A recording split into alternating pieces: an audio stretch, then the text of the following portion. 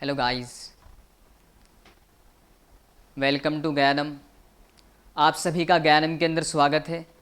मेरा नाम रईस अहमद है और मैं आपको आज उर्दू पढ़ाऊँगा। गाइस, उर्दू ज़बान एक ऐसी ज़बान है जो हिंदुस्तान के अंदर ही पली बढ़ी है और कई लैंग्वेजों से मिलकर, कई भाषाओं से मिलकर इसका मिलन ये पैदा हुई है। जैसे अरबिक हो गई और इसी तरीके से संस्कृत, फ़ारसी और हिंदी, इन तमाम से मिलकर एक ज़बान बनी है, वो है उर्दू।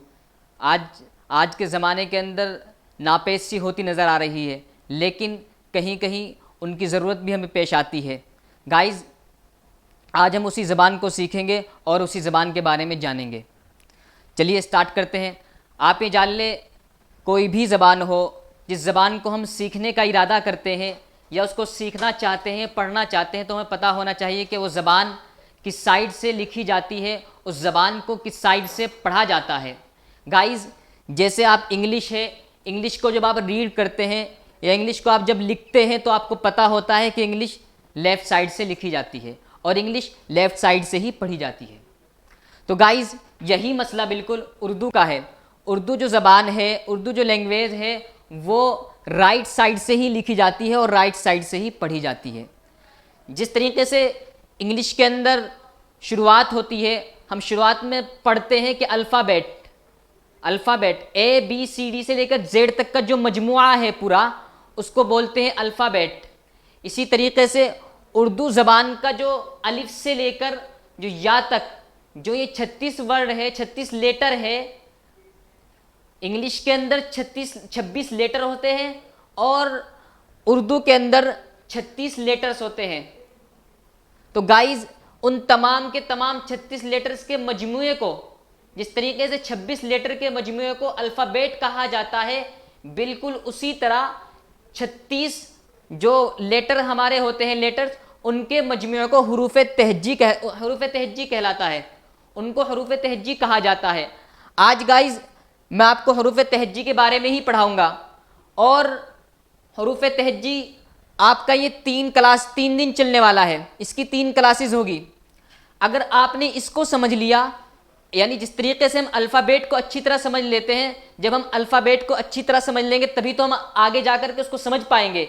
इसी तरीके से अगर आपने हरूफ तहज्जी को सही तरीके से समझ लिया तो आप इजीली उर्दू बोल सकते हैं, उर्दू लिख सकते हैं, उर्दू पढ़ सकते हैं। तो गाइज, मैं हरूफ तहज्जी के 3 सेशन लूँगा। पहले सेशन में आपको 12-13 लेटर के बारे में बताऊंगा कि वो क्या है और कैसे लिखे जाते हैं। आपको एक काम करना है, कलम और नोटबुक अपने पास रख लेनी है, पेन और नोटबुक अपने पास रख लेना है और जब मैं कहूं कि नोट करो तब नोट करना है। और जब तक मैं आपको कहूं ना कि नोट ना करो, तो आपने उसको नोट नहीं करना है। सिर्फ मेरे पढ़ाने को देखना है कि मैं क्या पढ़ा रहा हूं और कैसे उसका प्रोनाउंसिएशन कर रहा हूं, कैसे उसका तलफ़्फ़ुज़ कर रहा हूं और क्या बतला रहा हूं, उसको देखना है और कोशिश करनी है कि हम समझ ले उसको। तो आइए गाइस, शुरू करते हैं। गाइस, हमारा जो उर्दू का पहला लफ्ज है, पहला जो हरूफ है, पहला जो लेटर है, वो है अलिफ। ये हमारा पहला लफ्ज है। गाइस, इसकी जो आवाज़ होगी वो बिल्कुल ए की तरह है। जो आवाज़ इंग्लिश के अंदर ए की होती है, वही आवाज़ अलिफ की होगी।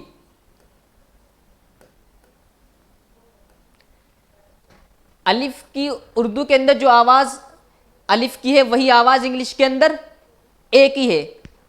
एग्जाम्पल देता हूं आपको, जैसे एप्पल है,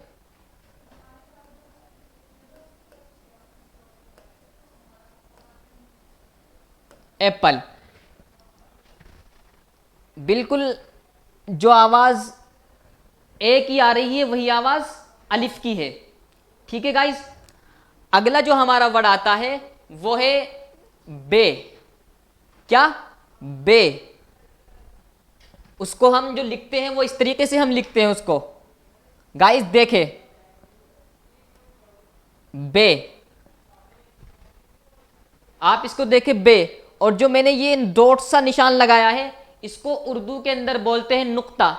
ये बहुत काम आने वाला है। आप इसको समझ लें कि कहाँ नुक्ता लगेगा, कहाँ नहीं लगेगा।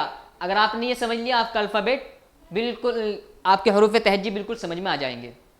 बे, इसकी जो आवाज़ है, जो काम इंग्लिश के अंदर बी करता है, वही काम उर्दू के अंदर बा करता है।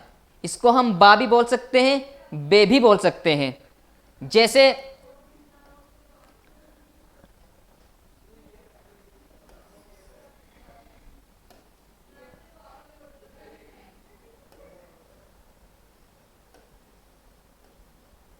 बे, और इसका जो साउंड है, वो आवाज़ जो है इसकी, वो किसकी तरह है? बी की तरह है। यानी इंग्लिश के अंदर जो बी की आवाज़ है, वही उर्दू के अंदर बे की आवाज़ है। ठीक है गाइज। अगला जो वर्ड है वो है पे। आप इसको भी देखें कि कैसे लिखा जाता है। आप फिर वही उसी तरीके से जैसे मैं लिख रहा हूं, उसी तरह लिखने की कोशिश भी करें, लेकिन अभी नहीं लिखना। अभी आपको सिर्फ देखना है और अंडरस्टैंड करना है। पे, जैसे मैंने बे बनाया है और बे के नीचे मैंने एक नुक्ता लगाया है, इसी तरीके से मैंने पे बनाया है, लेकिन उसके नीचे मैंने कितने नुक्ते लगाए हैं? 3 नुक्ते लगाए हैं। यह हो गया हमारा बे, यह हो गया हमारा पे।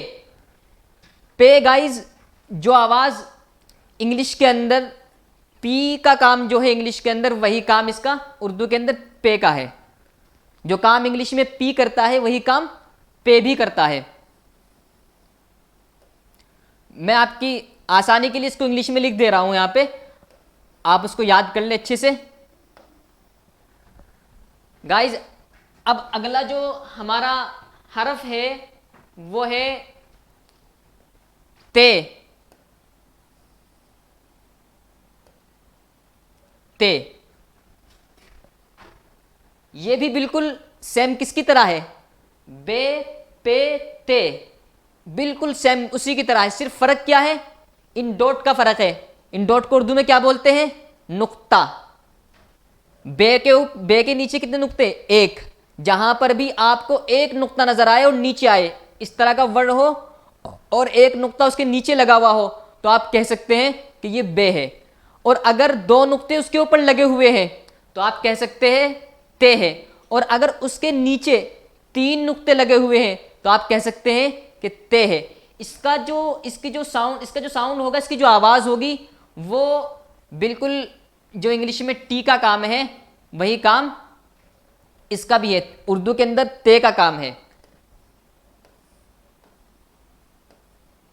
ते, सिर्फ फर्क इतना है, ये थोड़ा सॉफ्ट बोला जाएगा। ते, ते,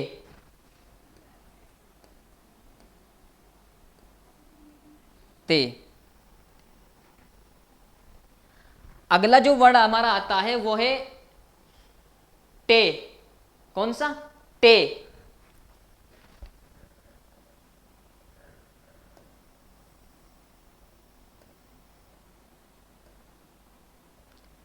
टे, आप देखें मैंने इसको कैसे लिखा है, और इसके बीच ऊपर जो मैंने ये बनाया है, ये हुरूफ तहज्जी का एक हरफ है, एक लेटर है, जो आगे जाके आपको पता लगेगा जिसके बारे में। उसको मैंने छोटा करके ऐसे करके बनाया और छोटा करके ये लिख दिया, तो ये बन गया टे। बिल्कुल बे, पे, ते, टे सेम बिल्कुल एक जैसे है। फर्क क्या है? बे के नीचे एक नुक्ता, ते के ऊपर 2 नुक्ते, और पी के नीचे कितने नुक्ते? 3 नुक्ते। और इसकी जो आवाज होगी वो टी की ही आवाज लेगा। जो काम इंग्लिश में टी करता है, वही काम उर्दू के अंदर टे करेगा। मैंने आपको बताया कि ते भी टी का काम करेगा और टे भी टी का काम करेगा, लेकिन फर्क क्या है कि ते की जो आवाज होगी वो सॉफ्ट होगी, और टे की जो आवाज होगी वो थोड़ी हार्ड होगी।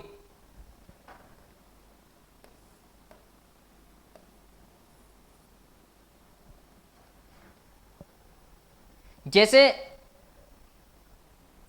ट्रेन, ट्रेन, ट्रेन का जो टी है वो बिल्कुल हार्डली हो जाता है ट्रेन। तो उसके ये उससे लिख, ट्रेन जो है इससे लिखा जाएगा। आप ट्रेन को इससे नहीं लिख सकते। क्यों? क्योंकि ट्रेन का जो टी है उसको हम कैसे, उसकी प्रोनाउंसिएशन कैसे कर रहे हैं, हार्डली करिए, हार्ड तरीके से बोल रहे हैं उसको, टे। और बाथ, नहाना, उसका जो टी है वो इसकी आवाज ले रहा है बिल्कुल। ठीक है गाइज, अब देखें बिल्कुल चार जो वर्ड है ये बे, पे, ते, टे, ये एक जैसे है बिल्कुल। सिर्फ फर्क क्या है, बा के नीचे कितने नुक्ते हैं, एक, और पे के नीचे 3, और ते के ऊपर 2, और टे के ऊपर एक वर्ड बना हुआ है छोटा सा, इसको बोलते हैं तोय। आगे चल के आपको इसके बारे में पता लगेगा। ये होता है टे। गाइस क्या होता है ये, टे। चलिए आगे चलते हैं। आगे इसी के बिल्कुल सेम इसी के जैसा एक वर्ड और है, वो है से। अब ये 5 वर्ड हो गए, कितने वर्ड, 5 वर्ड, बिल्कुल 5 हरफ हो गए एक जैसे, बे, पे, ते, टे, से। फर्क क्या है, बा के नीचे एक नुक्ता, पे के नीचे 3 नुक्ते, और ते के ऊपर 2 नुक्ते, और टे के ऊपर एक छोटा सा वर्ड। टे को हम छोटा करके इसके ऊपर लिख देंगे तो बन जाएगा टे। और अगर हमें कहीं ऐसा ही वर्ड लिखा हुआ नजर आए, ऐसा हरफ अगर कहीं लिखा हुआ नजर आए और उसके ऊपर 3 नुक्ते हो, तो आप समझ जाइएगा कि क्या है, ये से है, से। इसकी जो आवाज होगी वो एस की होगी,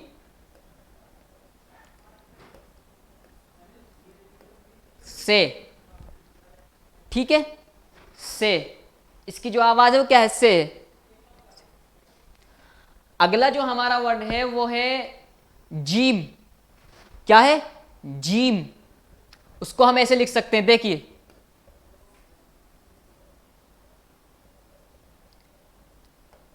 जीम। आपकी आसानी के लिए मैं इसको इंग्लिश में भी लिख देता हूं ताकि आपको याद रहे, जीम।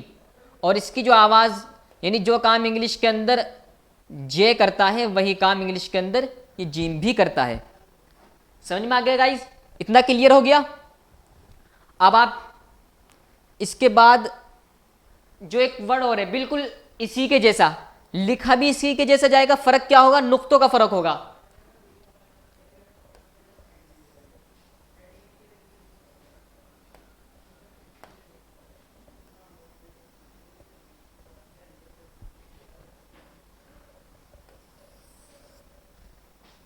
देखिए ऐसे,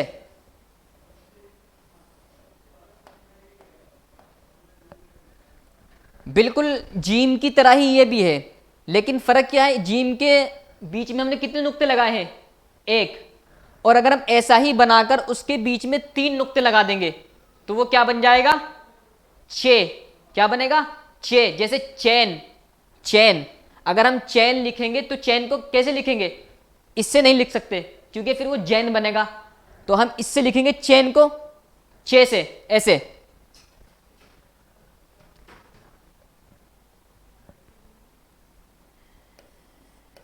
क्या है ये, चे। और साउंड क्या करेगा, जो सी एच का साउंड होता है वो साउंड ले लेगा ये। और मैंने बताया था चैन, चैन ऐसे लिखा जाएगा, मैं लिख के, चैन। हमें यहां पर कितने नुक्ते लगाने, 1 या 3। अगर हम यहां पर 1 लगाएंगे तो ये जीम बन जाएगा और बनेगा जैन, लेकिन हम यहां पर हमें चैन बनाना है तो यहां पर 3 नुक्ते लगाएंगे, चैन, चैन। समझ गए, जो आवाज सी एच की है ब्याई नहीं, वही आवाज हूं बहू किसकी है, चे की है उर्दू के अंदर।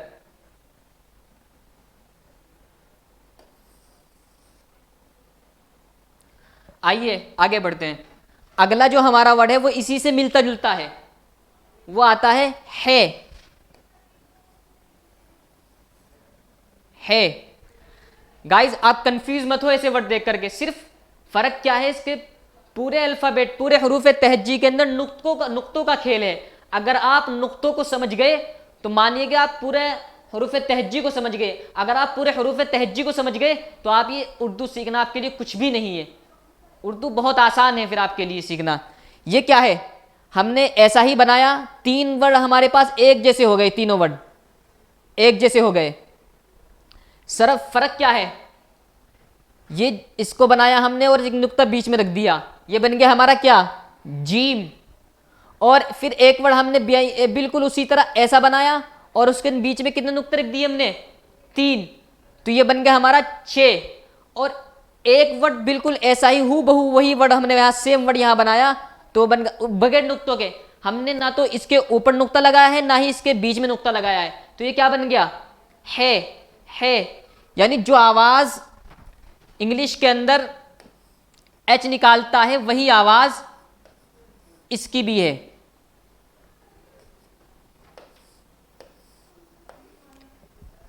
वही आवाज बिल्कुल इसकी भी है।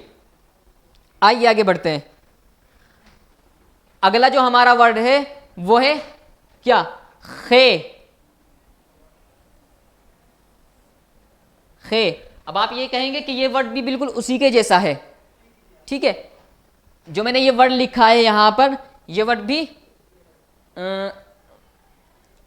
इनके जैसा है, ये वर्ड भी।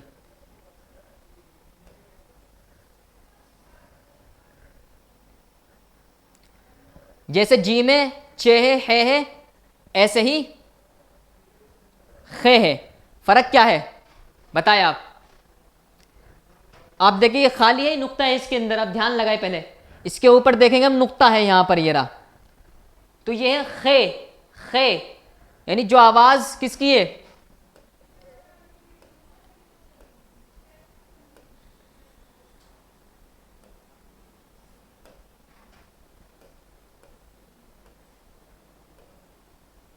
के एच की, खे। ठीक है गाइस, समझ गए आप एक बार फर्क देख ले। जीम, चे, है और खे सेम है बिल्कुल। जिस तरीके से आपको एक बार मैं लौटा देता हूं दोबारा से कि बे, पे, ते, टे, से, ये 5 अल्फाज एक जैसे हो गए। फर्क सिर्फ नुक्तों का है। मैं आपको दोबारा बताता हूं कि अगर बे ऐसा बना हुआ है और उसके नीचे एक नुक्ता है तो वह है बे, और अगर ऐसे ही बना हुआ है लेकिन नुक्ते ऊपर की बजाय नीचे आ गए और एक नहीं 3 आ गए तो आप कह सकते हैं कि ये पे है। और अगर ऐसा ही बनकर ऊपर नुक्ते 2 आ गए तो वह है ते, सॉफ्ट वाला ते। और अगर टे ऐसा ही बन गया और एक वर्ड ऊपर आ गया छोटा सा टे, तो ये टे है, ये हार्ड टे, ये ट्रेन। आगे से, फे, ये एस की आवाज लेगा। सिर्फ नुक्तों से समझ जाइएगा कि कौन सा पे है, कौन सा टे है, कौन सा से है। अगर आप घर पर बैठ के इसकी प्रैक्टिस करेंगे तो आपको समझ आ जाएगा। एक वर्ड आता है फिर ये जीम, चे, है और खे। आपने यहां भी नोटिस किया होगा कि ये चारों वर्ड भी एक जैसे है, सिर्फ इसके अंदर भी नुक्तों का ही फर्क है, ठीक है। आपको मैं 2 वर्ड और बता देता हूं और उसके बाद फिर इंशाल्लाह अगला सेशन।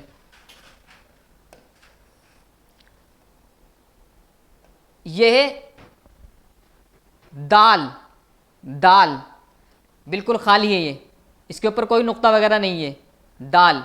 अब इंग्लिश के अंदर जो काम डी करती है, जो लेटर इंग्लिश के जो लेटर है डी, जो काम वो करता है बीआई नहीं, वही काम उर्दू के अंदर हमारा ये वाला लफ्ज करेगा, दाल।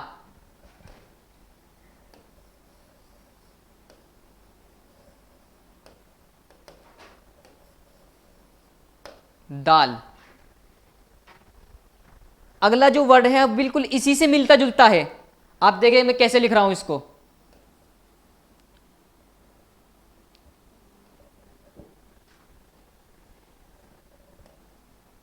डाल। ये वर्ड आपको मैंने पहले भी बताया है, ये है छोटा सा लफ्ज टे। कहां बताया था आपको मैंने, टे के अंदर, टे। यही वजह हम यही दाल बनाया और दाल के ऊपर इस छोटे से वर्ड को रख दिया, तो ये क्या बन गया, डे। जो डे के अंदर आता है ये दिन। जो साउंड डी का है वही साउंड इसका डे का भी है, लेकिन इसका थोड़ा सॉफ्ट होगा और डे का थोड़ा हार्ड होगा।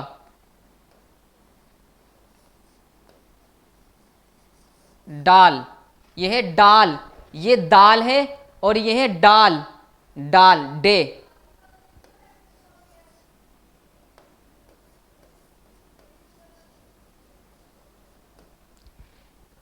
अगला जो हमारा वर्ड है वो बिल्कुल इसी से मिलता जुलता है, वो है जाल। देखिए गाइस, आप फिर वही वाला, यानी दाल, डाल, जाल, तीनों क्या है, बिल्कुल एक जैसे है ना तीनों। फर्क क्या है, नुक्तों का फर्क है। ये बिल्कुल अगर ये वर्ड आपको कहीं नजर आ जाए, ऐसा लिखा हुआ अगर आपको कहीं नजर आ जाए और उस पर कोई भी नुक्ता ना हो, तो आप फौरन समझ जाइएगा कि ये दाल है। और अगर हमने इसके ऊपर नुक्ता लगा दिया तो ये समझ जाइएगा क्या है, ये जाल है। और अगर हमने इसी का जू का तो क्या बना दिया, टे लिख दिया, तो ये बना दिया छोटा सा, तो ये क्या हो गया, डाल हो गया। ये आप जहन में रखें।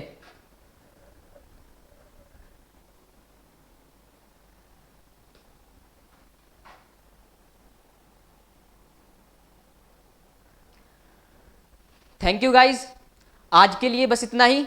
इंशाल्लाह जब अगला सेशन हमारा होगा तो मैं आपको जो बाकी वर्ड बच गए हैं इसके, उसके बारे में बताऊंगा। आप बिल्कुल भी परेशान मत हो कि पता नहीं कौन सी लैंग्वेज आ गई। बहुत आसान लैंग्वेज है।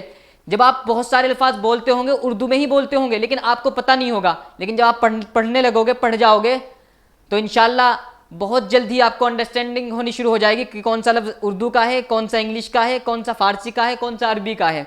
लेकिन शर्त ये कि आप थोड़ा सा ध्यान मेरे इधर लगा ले जो मैं पढ़ाता हूँ, और इन तमाम को नोट कर ले जो मैंने लिखा है। और घर पर बैठकर जब आप खाली हो तो लिखने की, उनको पेन से लिखे, लिखने के बाद जो कच्ची पेन होती है उससे लिखे, और कोशिश करें समझने की कि कौन सा पे है, कौन सा ते है, कौन सा टे है। सिर्फ आपको लिखने में कोई दिक्कत नहीं होगी, सिर्फ अगर दिक्कत हो सकती है, परेशानी हो सकती है, वो समझने में दिक्कत हो सकती है। लेकिन मैंने आपको बताया कि अगर आपको कहीं एक नुक्ता नजर आ जाए और ऐसे बना हुआ हो जैसे बे बना हुआ है, तो आप बे ही है। और अगर बे के ही ऊपर 3 नुक्ते नजर आ जाए तो वो क्या है, से है। अगर नीचे नुक्ते नजर आ जाए तो पे है। ऐसे ही आप समझ जाएगा। Thank you.